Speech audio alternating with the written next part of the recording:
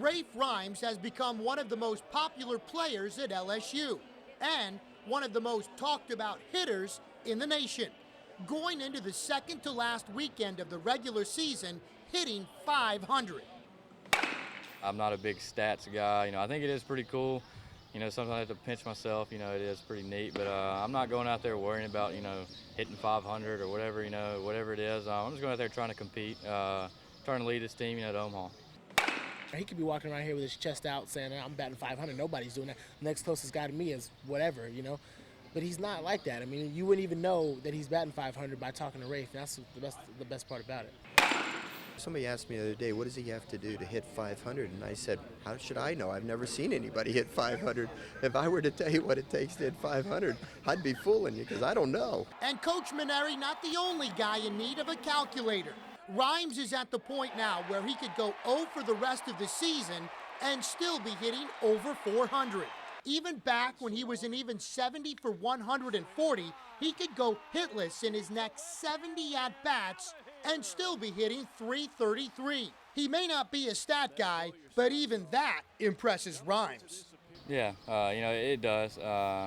Success I've had, I never, dreamed of, doing anything like this. It's hard to imagine with all the success that Rafe is enjoying this season that he was actually cut from this baseball team just 2 years ago as a walk-on freshman.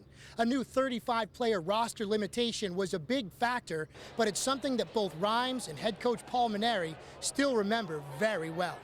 I told him, I said, Rafe, I really believe you're good enough to play at LSU. We talked for a while, and he said, I don't have room for you this year. I think you're a good player. I know that you're going to have a much better chance of playing a significant role on next year's team. It was tough. Of course, it was disappointing, but, I can't blame him. That team went on to win the national championship. I recall him saying to me, Coach, I understand. I appreciate the opportunity you gave me all fall. I definitely didn't let it get me down. I knew I wanted to still play here, so I kind of used it as motivation.